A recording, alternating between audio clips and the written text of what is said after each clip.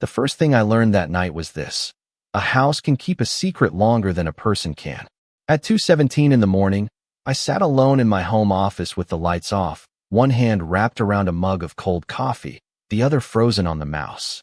The security monitor painted my face blue in the dark. Outside, Denver was quiet under a late March wind, the kind that pushed dry leaves across the driveway and made the gutters tick like fingernails on glass. I had only opened the camera app because of a motion alert from the kitchen. That was all. One notification. One small red dot on my phone while I was pretending to sleep beside a woman who had not really slept beside me in months. On the screen, Rachel stood barefoot near the kitchen island, wearing her cream robe, her blonde hair pulled loose over one shoulder, her phone pressed tight against her ear. She looked calm. Too calm. That was the part that made my stomach tighten before she even spoke. People look different when they think they are alone. Their faces stop performing. Their shoulders drop. Their real voice comes out. Rachel's did. She turned slightly toward the back windows, away from the hallway, and whispered, "He's finished." I did not move. I did not blink. I just sat there while those two words settled into the room like dust after a ceiling collapses. He's finished. Not he's angry. Not he suspects something. Not I feel bad. Finished. There are words a wife says in frustration, and then there are words that sound like a plan already in motion. I dragged the timeline back 10 seconds and played it again. Her whisper came through the tiny speaker, thin and clear. He's finished. My thumb went cold against the mouse. I almost closed the laptop right there, because there are moments when your body knows the truth before your mind has the courage to name it. But then the camera picked up another voice. A man's voice. Low, impatient, close enough to the phone that I could hear the edge in it. Did he sign the insurance forms yet? That was when the room changed. The walls, the desk, the framed photo from our 10th anniversary in Aspen, all of it seemed to tilt by one silent inch. I had installed those cameras 3 years earlier after a neighbor's garage got broken into. Rachel had teased me for overdoing it, called me Mr. Security, said no one needed that much coverage for a 4-bedroom house in a quiet suburb. She knew about the cameras. She knew about the motion alerts. What she did not know was that the upgraded system recorded audio inside common areas when triggered after midnight. I had not hidden that from her. I had simply forgotten to mention the detail because back then it did not matter. Back then, I still believed marriage was not something you monitored. It was something you trusted. My name is Daniel Whitaker. I am 42 years old, a systems security engineer, the kind of man people call when doors need locks, networks need firewalls, and cameras need to remember what everyone else wants forgotten. For 14 years, I thought I knew every sound in that house. The refrigerator humming at night, the soft pop of the heating vents, Rachel's heels crossing the hardwood when she came home late from another client dinner. I knew the sound of normal life. But that night, normal life ended in a whisper. I played the clip a third time. Rachel glanced toward the hallway, smiled faintly, and said, "Don't worry. He trusts me." That smile was not nervous. It was not guilty. It was confident. And somehow that hurt worse than the words themselves. I leaned back in my chair, listening to my own breathing, slow and shallow, like I was trying not to wake a sleeping animal. Upstairs, Rachel was in our bed, probably turned toward the window with her phone under the pillow, looking peaceful enough to fool the sun when it came up. I wanted to storm upstairs. I wanted to ask her who he was, what insurance forms he meant, and how long she had been standing in my kitchen planning my ending while I paid the mortgage, fixed the sink, and asked if she wanted oat milk in her coffee. But I did not move. Maybe that was shock. Maybe it was discipline. Or maybe some quiet part of me understood that a man who finds one match in the dark should not kick over the lantern. He should look for the fire. So I saved the clip. Then I saved it again to a private drive. Then, to the cloud. 3 copies. 3 locks on the same door. My hands were steady by then, and that scared me a little. Because anger shakes. Fear shakes. But clarity does not. Clarity sits down, watches the tape, and starts counting seconds.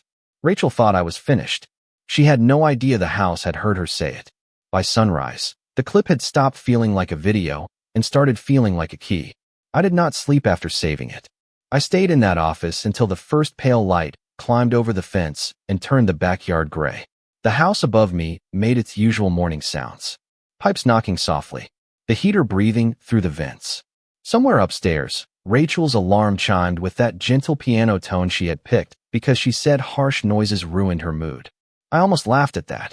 Not because anything was funny, but because the ordinary kept moving like it had not just been exposed as a costume. At 6:15, I heard her feet touch the bedroom floor. At 6:20, the shower started. At 6:40, she came downstairs wearing a navy blazer, white blouse, and the calm face of a woman who believed the world still belonged to her. "Morning," she said, opening the cabinet for a coffee mug. Her voice was light, clean, untouched by the sentence she had whispered in my kitchen 4 hours earlier. I stood at the stove making eggs I did not want, holding a spatula like it was the only normal object left in my hand. "Morning," I said. My voice came out even. That surprised me. Rachel moved around the kitchen with the confidence of habit. 2 sugars in her coffee. A splash of oat milk. Phone face down beside the sink. She had always been careful with that phone lately, turning it over like the screen might betray her if it looked at me too long. For months, I had noticed little things and filed them away under excuses. Long meetings, late calls, new passwords, a sudden interest in weekend work events that did not include spouses. Marriage teaches you to forgive patterns before you admit they are patterns. You call it stress. You call it ambition. You call it a rough season because that sounds kinder than decay. Rachel and I had been married 14 years. We bought this house when the paint still smelled fresh and the backyard was nothing but dirt and a few stubborn weeds. I built the deck with my own hands over 3 weekends, measuring every board twice because my father taught me that crooked work eventually tells on you. Rachel used to bring lemonade outside and sit on the steps, laughing when sawdust stuck to my hair. Back then, she looked at me like I was building more than wood. She looked at me like I was building us. We were not rich then. We were careful. Coupons in the junk drawer. Road trips instead of flights. Frozen pizza on Friday nights because the mortgage mattered more than restaurants. I did not mind. I liked earning a life one piece at a time. Rachel said she did too. Maybe she meant it once. Maybe people can love the ladder until they climb high enough to hate the person who held it steady. Her career changed first. A promotion at Summit Ridge Properties. Then another. Then a corner office downtown with glass walls, catered lunches, and men in tailored suits who used words like leverage and optics as if normal English had failed them. I was proud of her. I told everyone that. My wife was brilliant. My wife could walk into a room and make people listen. But somewhere along the way, pride turned into distance. She stopped telling me stories from work and started giving me summaries. She stopped asking about my projects and started calling them technical stuff. At dinner parties, she introduced me as Daniel. He does security systems, with a smile that made the job sound smaller than it was. The first time she did it, I let it slide. The 10th time, I felt something inside me step back. That morning, she leaned against the counter and scrolled through her phone, one thumb moving fast. "I have another late one tonight," she said. "Client strategy dinner. Might be after 10. I watched the edge of her mouth. No twitch. No hesitation. Just polished delivery. "Same client as last week?" I asked. She looked up for half a second. "Yes. The Cherry Creek account." The lie landed softly between us, almost elegant. I knew because at 2:17 in the morning, a man had asked about insurance forms. Through her phone. I knew because Rachel had smiled in the dark and said I trusted her. So I nodded, slid the eggs onto a plate, and said, "Drive safe." She kissed my cheek on her way out. It was quick, cool, practiced. The front door closed behind her, and the house went quiet again. Only this time, the quiet was not empty. It was waiting. I stood in the kitchen, staring at the exact spot where she had whispered those words, and understood something simple and terrible. I was not going to confront Rachel until I knew what she thought she had already won. The first thing I did after Rachel left was not open her laptop or search through drawers. I made another cup of coffee, sat at the kitchen table, and wrote down the time. 7:12 in the morning. That sounds small, almost pointless, but small things become large when the truth needs a spine. I had learned that at work. A security breach never starts with the dramatic moment everyone remembers. It starts with a login time, a door sensor, a camera angle, a detail quiet enough to ignore until it explains everything. I opened a fresh notebook from the junk drawer, the kind with a black cover and college-ruled pages, and wrote one word across the top, timeline. Beneath it, I wrote Rachel left for work. Claimed late client dinner. Cherry Creek account. Then I stopped, pen hovering over the page, because my hand wanted to write "my wife lied," and some part of me still resisted putting those 3 words in ink. Ink makes things real. It does not care how much history you had before the sentence. I checked the security app again, not the clip this time, but the archive. Motion events from the last 30 days. Kitchen, back door, garage entry, front porch. Most were boring. Grocery bags, wind moving the patio umbrella, me bringing in a package from Amazon, Rachel coming home late in heels, carrying her leather tote like it weighed more than it should. I started opening the late-night clips first. March 5th, 11:48 at night, Rachel entering through the garage after telling me her dinner ended at 9.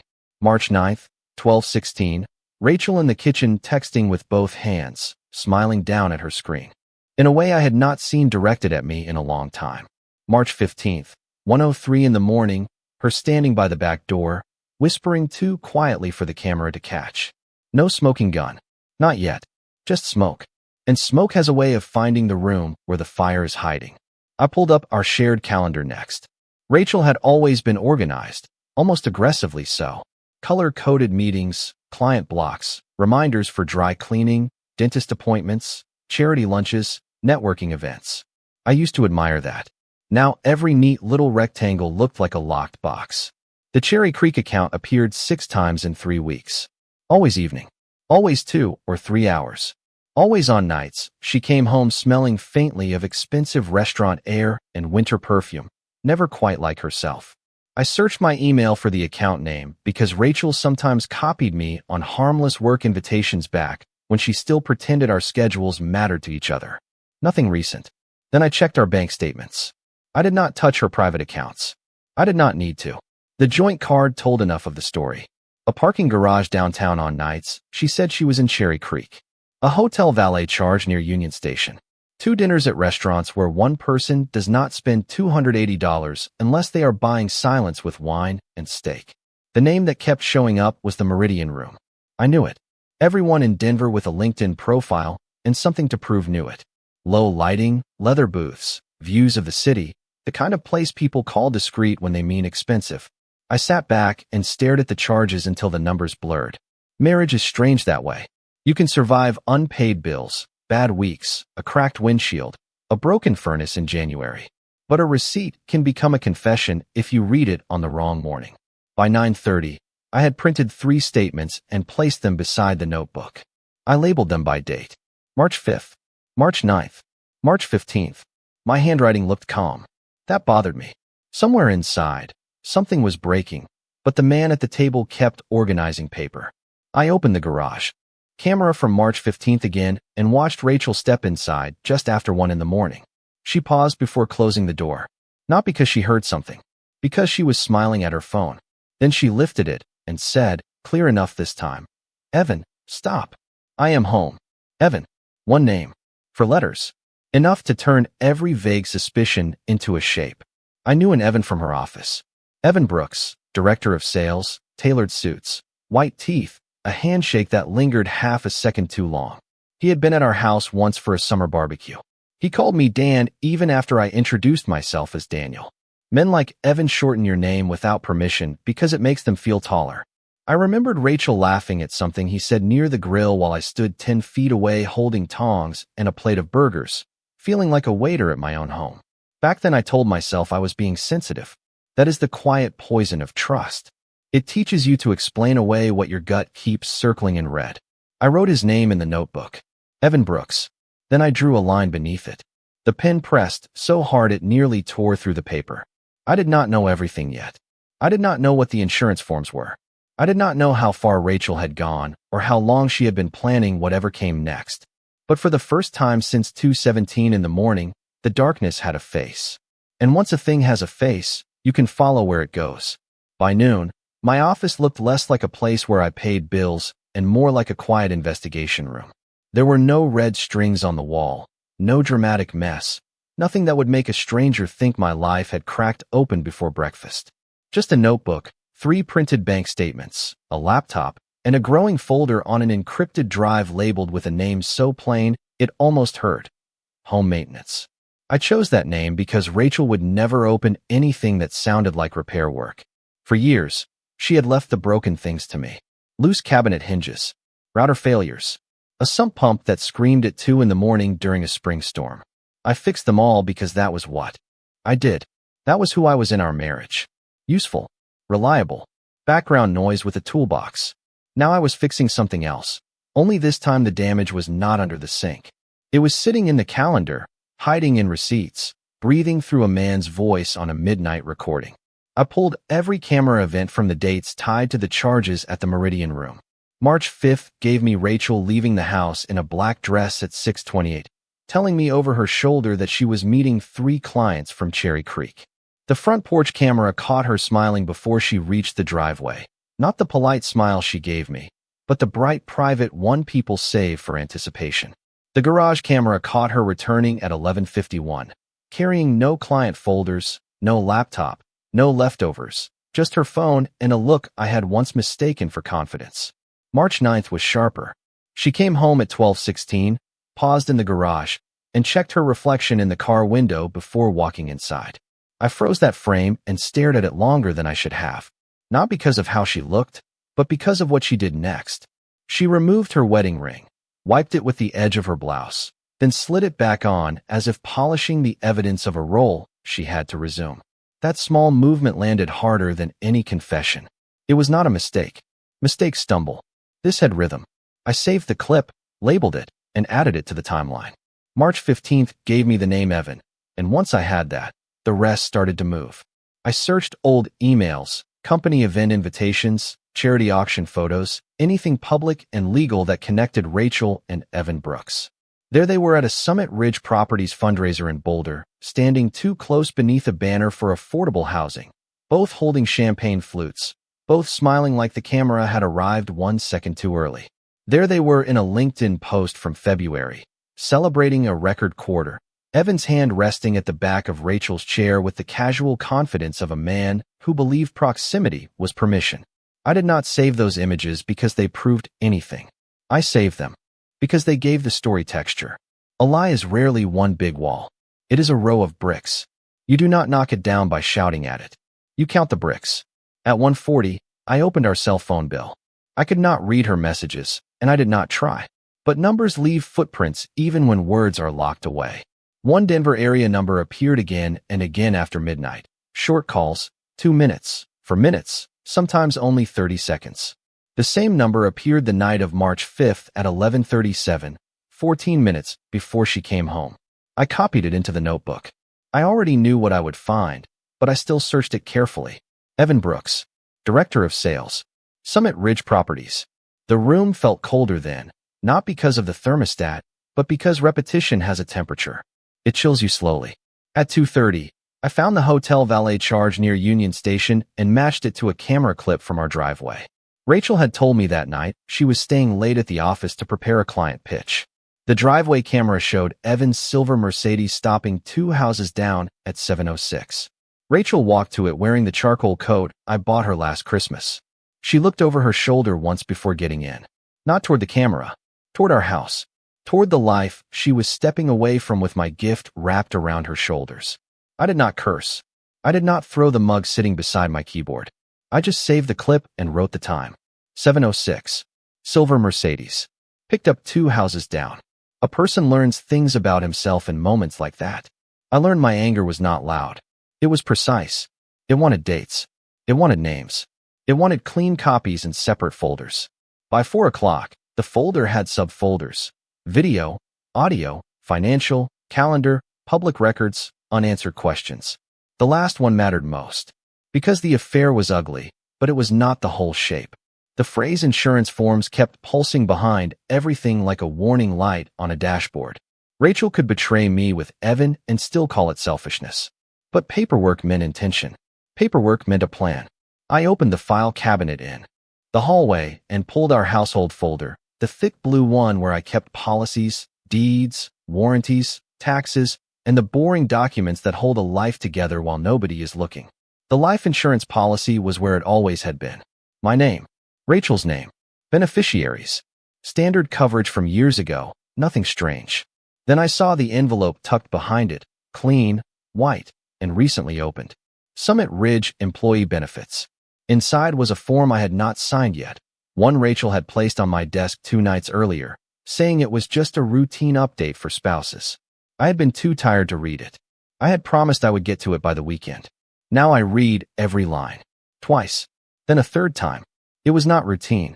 It authorized changes to beneficiary structure, emergency access contacts, and shared financial documentation under language broad enough to make my stomach tighten.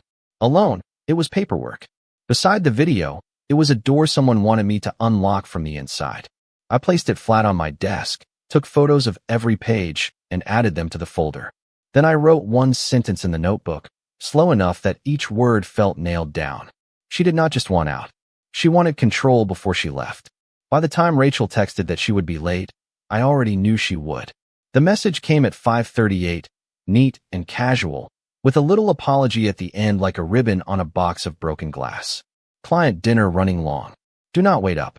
I stared at the words for a few seconds, then placed the phone face down on my desk. Do not wait up. That was the phrase people used when they wanted freedom without witnesses. I did not answer right away. Instead, I opened the encrypted folder and changed its name from Home Maintenance to Rachel Exit Plan. The old name had been camouflage. The new one was truth. There is a strange moment in betrayal when the pain starts becoming architecture. At first, everything is smoke and noise. Your chest tightens. Your thoughts scatter. You hear sentences in your head that cannot be unsaid. Then, if you do not let anger drive, the pieces begin to arrange themselves. Dates become beams. Receipts become nails. Camera clips become load-bearing walls. By 6 o'clock, I was no longer just a husband with a suspicion. I was a man building a structure strong enough to stand in court, in a bank office, in any room where Rachel might try to turn tears into evidence and charm into weather. I printed the insurance forms and placed them beside the video transcript. Then I made a new document and began typing a master timeline from February 1st through that morning. Every claim, every charge, every late-night entry, every camera event. I wrote only facts, no insults, no guesses, no wounded commentary. Rachel said Cherry Creek dinner. Bank card shows downtown parking garage. Rachel returned through garage at 11:51. Rachel removed and replaced wedding ring before entering kitchen. Evan Brooks' number appears on phone bill at 11:37. The language was dry, almost cold, but that was the point. Emotion can be questioned. Facts can sit under fluorescent lights all day and not change their story. At 6:40, I called my older brother, Nathan, in Colorado Springs. We were not the kind of brothers who talked every day, but we were the kind who answered when the other one sounded different. He picked up on the third ring. Background noise humming like he was still at his shop. Everything all right? He asked. I looked at the papers on my desk and told the first honest sentence I had spoken all day. I do not know yet. Silence moved through the line. Nathan did not rush me. That was his gift. Some people fill silence because they fear what might climb out of it. Nathan let it breathe. I told him enough, not everything. The recording, the insurance forms, Evan, the timeline. He listened without making me smaller by sounding shocked. When I finished, he said, "Do not confront her alone. Do not sign anything. Talk to a lawyer before you make one move." It was exactly what I knew. Sometimes you need another man to say what your own mind is already holding. After we hung up, he texted me the name Marcus Hale, divorce attorney downtown. Sharp, quiet, does not posture. I called before I could talk myself into waiting. Marcus Hale's office answered with a woman named Patricia, whose voice sounded like polished wood and closed doors. I gave my name, said I needed a consultation involving financial documents and possible marital misconduct. She did not gasp. She did not soften. She asked if 8:30 the next morning worked. I said yes before she finished the sentence. When the call ended, the house felt different. Not safer exactly. More awake. I walked from room to room with my phone in my hand, checking camera angles like a man inspecting windows before a storm. Kitchen, living room, front door, garage, back patio. Everything Rachel thought she understood. Everything she had underestimated. At 7:22, the garage camera alerted again, but it was only the wind nudging a hanging rake. I watched the empty garage anyway, the concrete floor, the workbench, the lawn chairs stacked against the wall. Ordinary things. Loyal things. They stayed where you put them. People did not. At 8:10, Rachel called. I let it ring twice. then answered. Music and voices blurred behind her, restaurant noise dressed up as business. Hey, she said. Just checking in. That was new. She never checked in during client dinners. Everything okay? I asked. She paused for half a beat. Tiny. Almost nothing. But I had spent all day learning the weight of almost nothing. Yes, of course. What? No reason, I said. Just sounded loud. She gave a small laugh. Evan is presenting numbers. Everyone is excited. There it was. His name, finally out in the open, wrapped in business like a stolen thing wrapped in tissue paper. I could have pushed. I could have asked which numbers, which clients, which table, which lie she wanted to wear tonight. Instead, I looked at the insurance form on my desk and said, "Have a good dinner." She exhaled softly, relieved or annoyed. I could not tell. "I will be home later." The line went dead. I saved the call log screenshot, added it to the folder, and wrote the time. 8:12. Rachel confirms, Evan present. Then I sat back and looked at the growing file. The affair had a name now. The paperwork had a purpose. The plan had edges. And for the first time, I understood the trap Rachel thought she was setting was already closing around the wrong person. The next morning, I arrived at Marcus Hale's office at 8:21 with a leather folder under my arm and a face that felt borrowed. His office sat on the 12th floor of a narrow building downtown, 3 blocks from the courthouse, with windows facing a row of older brick buildings and the slow crawl of traffic below. It was not flashy. No marble floors. No wall of awards lit like a shrine. Just gray carpet, dark shelves, and a receptionist who looked at paperwork the way a surgeon looks at instruments. I liked that. I did not need comfort. I needed competence. Marcus came out at 8:30 exactly, tall, white-haired at the temples, wearing a charcoal suit and no courtroom smile. His handshake was firm, brief, and free of performance. "Daniel," he said. Not Dan. Not Buddy. Daniel. That alone told me Nathan had sent me to the right man. In his office, I placed the folder on his desk and slid into the chair across from him. For a second, I could hear Rachel's voice in my head, light and dismissive, calling my work technical stuff, as if systems only mattered when they failed. Marcus opened a yellow legal pad. "Tell me what happened." So I did. Not as a wounded husband. Not as a man begging someone to believe him. I told it like a report. 2:17 in the morning. Kitchen camera. Rachel's statement. Unknown male voice asking about insurance forms. Bank charges. Phone records. Evan Brooks. Benefit documents. Marcus did not interrupt. He listened with his pen resting still between 2 fingers, eyes steady, face unreadable. When I finished, I opened my laptop and played the clip. Rachel appeared on the screen, barefoot in my kitchen, whispering words that had already carved themselves into me. Then Evan's voice came through. "Did he sign the insurance forms yet?" Marcus leaned back a fraction. "Not much, but enough." That was the first real reaction I had seen from him. "Play it once more," he said. I did. The second time, the office seemed smaller. The sound from that tiny speaker filled every corner like cold water. When it ended, Marcus folded his hands. "Do not sign anything. Do not threaten anything. Do not accuse her yet." I nodded. I was not planning to. "Good," he said. "Because right now, she may think she is ahead. That is useful. Useful." The word should have sounded cruel.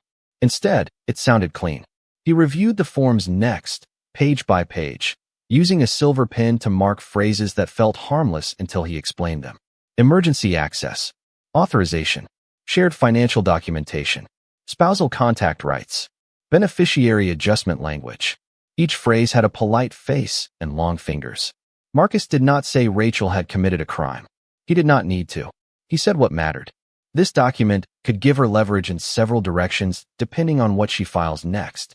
I cannot tell you intent yet, but combined with that recording, it is concerning. Concerning. Lawyers have a way of wrapping fire in cotton. I looked out the window at a bus hissing along the curb 12 floors below and felt my old life drifting farther away, not with drama, but with paperwork. Marcus asked about accounts, property, retirement, vehicles, debts, and whether Rachel had access to my work devices. I answered everything. He built his own timeline as I spoke, cleaner than mine, sharper. When I mentioned the dinner Rachel had planned at our house that coming Friday with Evan and several Summit Ridge people, his pen stopped. "At your house." That is what she said last week. She called it a small networking dinner.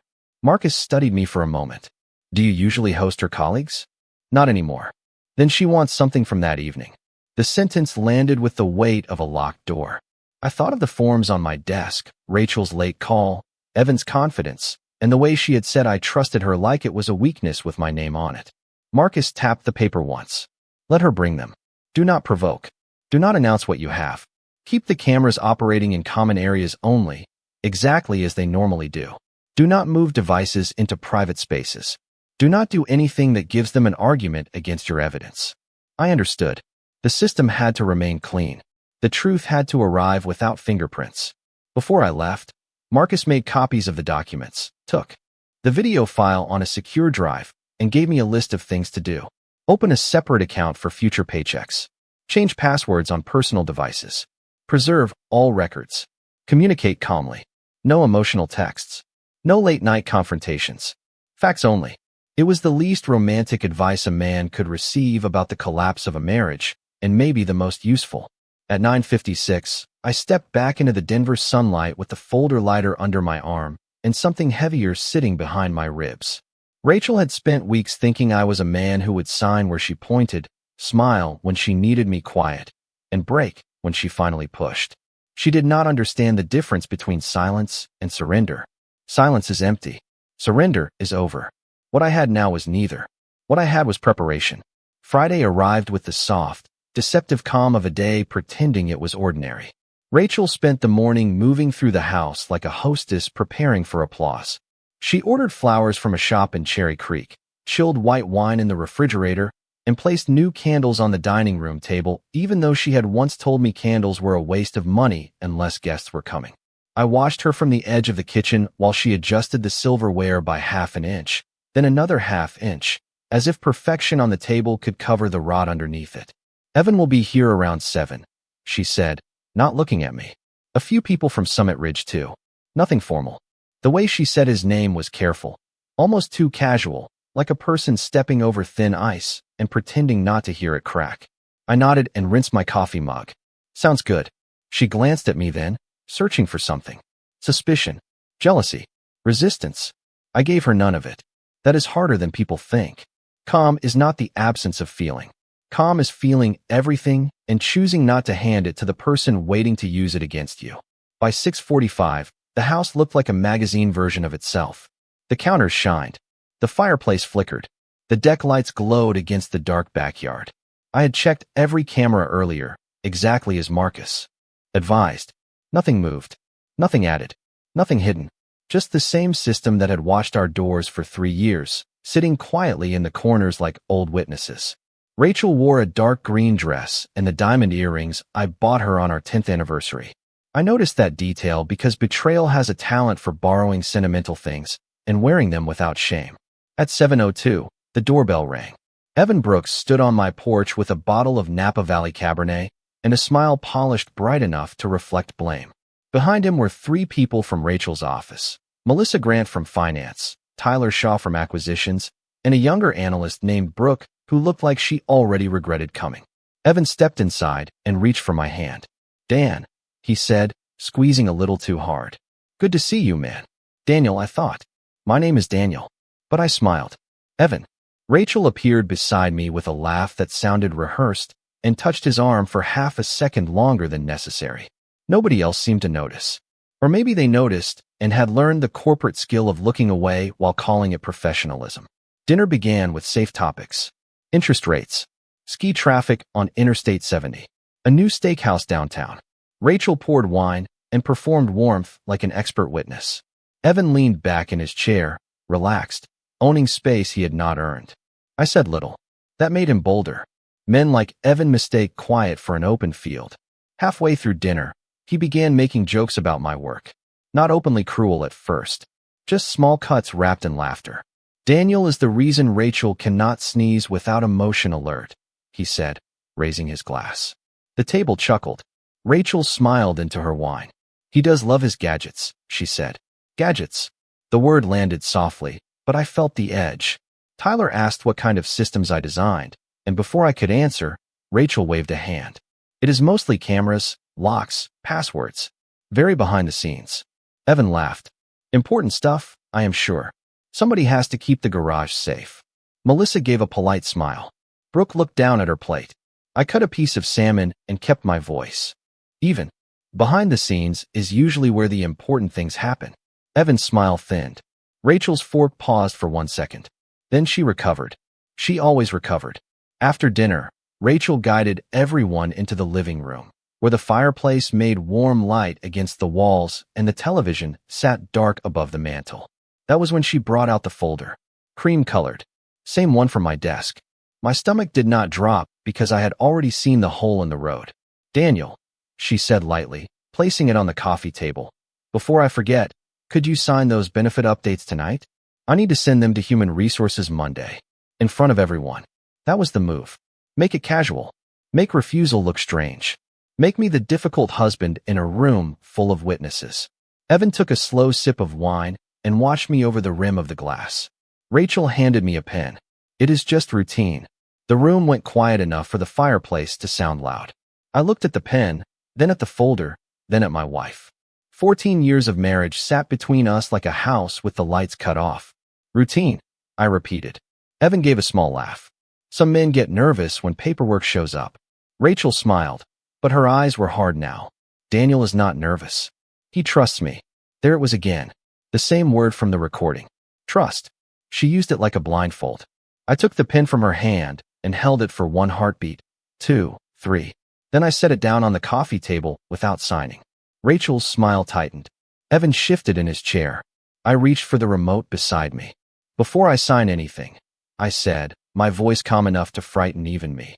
I think everyone should understand what this paperwork is really about. Rachel's face changed by 1 shade. Not enough for the others to catch. Enough for me. I pressed the power button, and the television came alive above the fireplace.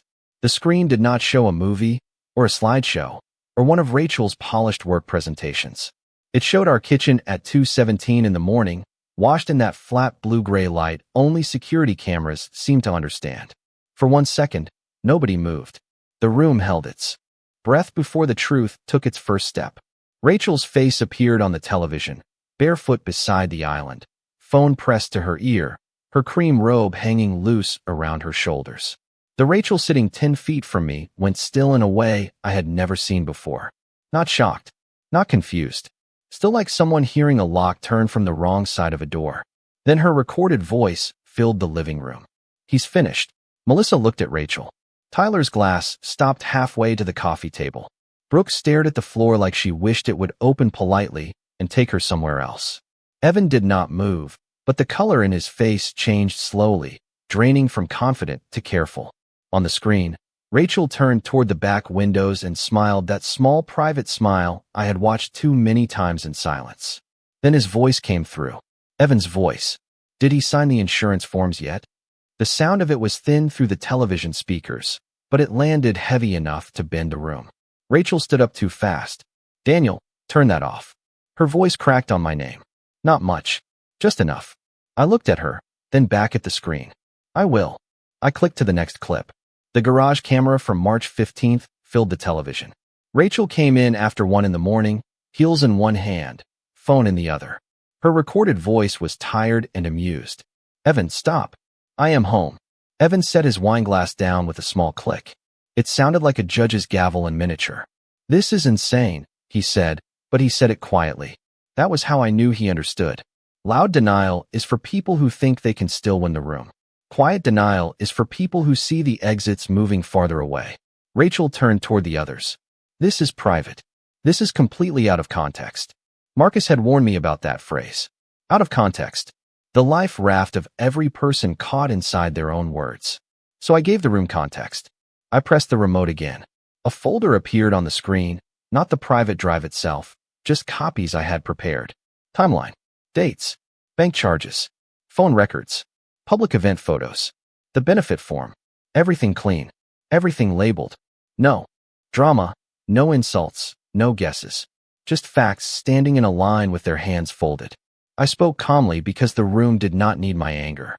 The room had evidence. March 5th, Rachel told me she had a Cherry Creek client dinner. The joint card shows downtown parking near the Meridian Room. She came home at 11:51. March 9th, same story, same area, same number calling before she arrived home. March 15th, Evan picked her up 2 houses down from here at 7:06. March 18th, the kitchen camera recorded both of you discussing whether I had signed these forms. I picked up the cream folder from the coffee table and held it where everyone could see it. These are not routine updates. Rachel's eyes flicked to Evan, and that small glance said more than any confession could have. They had practiced a story. They had not practiced being exposed together. Evan leaned forward, forcing a laugh that died halfway out. You are misunderstanding a benefits form. I turned the page and read the marked section Marcus had circled. Authorization for expanded spousal access to shared financial documentation and beneficiary adjustment processing. The words sounded harmless until they sat beside the recording like a key beside a locked drawer. Melissa whispered, "Rachel, what is this?" Rachel's mouth opened, then closed. The woman who could sell million-dollar properties, charm executives, and make a lie look like a scheduling conflict suddenly had no sentence ready. I set the folder down. My hand did not shake. That was the part one remember most clearly. Not Evan's face. Not Rachel's silence. My own hand. Steady on the table, I had refinished myself years earlier, while Rachel picked the stain color and said we were good at building things together. I have not signed anything, I said. Copies of everything are already with my attorney. The word attorney changed the air. Evan stood then, adjusting his jacket as if clothing could restore authority. I think I should go. That would be wise, I said. He looked at Rachel, waiting for her to stop him, defend him, choose him in front of the witnesses she had invited. She did not. She was staring at the frozen image on the screen, at her own face, caught mid-whisper. Tyler rose next, then Melissa, then Brooke. The room emptied with the awkward politeness of people backing away from a fire alarm. Evan left last, his expensive shoes quiet on the hardwood. When the front door closed, Rachel and I were alone with the television glow, the unsigned papers, and 14 years of marriage reduced to a file strong enough to survive her tears. She finally looked at me and said, "Daniel, I can explain." I turned off the screen. The room went dark except for the fireplace. "No," I said. "Now you can document it." Rachel did not sleep in our bedroom that night. She stayed downstairs for almost an hour after everyone left, moving through broken explanations like a person trying keys in the wrong door. She said it was not what it looked like. She said Evan had pressured her. She said the paperwork was normal, then complicated, then something she had not fully understood. Each version collapsed before it reached the floor. I did not argue. I did not raise my voice. I sat in the chair across from her with my phone face down on the table and let the silence do what silence does best. It made every lie sound louder. Around midnight, she finally went to the guest room and closed the door softly, as if gentle manners could cover the sound of a marriage ending. I went to my office, uploaded the final clips to Marcus, and wrote one last entry in the timeline. Friday, 9:42 at night. Rachel attempted to obtain signature in front of witnesses. Evidence presented. No signature given. The next morning, I met Marcus at his office before the city had fully woken up. Denver looked washed clean under a pale sky, the mountains sharp in the distance, indifferent as stone. Marcus reviewed everything without theatrics. The dinner clip, the witness list, the paperwork, Rachel's shifting explanations, written down exactly as she said them. He looked up after 20 minutes and said, "We file first." 2 words. No drama. Just a door closing in the right direction. By Monday morning, Rachel had been served at Summit Ridge Properties. I know because she called me 12 times between 10:14 and 10:47. I did not answer. Marcus had already told me the new rule. Written communication only. Facts only. No hallway fights. No emotional negotiations dressed up as closure. Her first text was angry. Her second was wounded. Her third tried nostalgia. "Do you remember Aspen? Do you remember when we had nothing?" I stared at that one for a long time because yes, I remembered. I remembered building the deck while she brought me lemonade. I remembered cheap pizza and road trips and the way she once said my steady hands made her feel safe. That was the cruelest part. The memories were real. They just were not enough to protect the future from who she had become. Evan fell faster than Rachel expected. Melissa, Tyler, and Brooke gave statements to Summit Ridge Human Resources, not because I asked them to, but because no one likes being used as furniture in someone else's setup. The company opened an internal review after the benefit paperwork raised questions about whether Rachel had used corporate processes for personal leverage. Evan was placed on leave by the end of the week. Rachel tried to tell people I had humiliated her. Maybe I had. But humiliation is different when it is built from your own recorded words. I did not post anything. I did not call her family with a speech. I did not burn her world down. I simply stopped protecting her version of it. That was enough. 3 weeks later, I moved into a 2-bedroom rental near Wash Park with my clothes, my work laptop, the old framed photo of my father, and the same coffee mug from the night. Everything changed. The place was smaller than our house, quieter too. The first evening there, I sat on the floor because the couch had not arrived yet, eating takeout from a cardboard container while the spring wind rattled the blinds. It should have felt lonely. Maybe part of it did. But beneath that, there was something I had not felt in years. Space. Clean, honest space. No performance in the next room. No phone face down by the sink. No late dinner stories waiting to be believed. Just silence. And for once, silence was not hiding anything. The divorce did not end quickly, but it ended clean enough. Marcus made sure of that. The unsigned form stayed unsigned. The house was sold. The accounts were separated. Rachel cried once in mediation, not the loud kind, just a controlled tear that slid down one cheek, while she said she never meant for things to go that far. I believe that, in a way, people like Rachel rarely mean to go too far. They just keep moving the line until they can no longer see where honesty used to stand. When the final papers came through, I walked out of the courthouse alone. No victory music. No crowd. Just my boots on the steps and the afternoon sun reflecting off car windows along the curb. I thought I would feel triumph. I did not. What I felt was lighter than triumph and heavier than relief. I felt done. That is not a small thing. A man can survive betrayal, but he has to stop mistaking survival for staying. Rachel thought trust made me blind. Evan thought silence made me weak. They both forgot something simple. I built systems for a living. I knew how to protect what mattered. And in the end, the system I built did not destroy them. It only remembered what they said when they thought nobody was listening.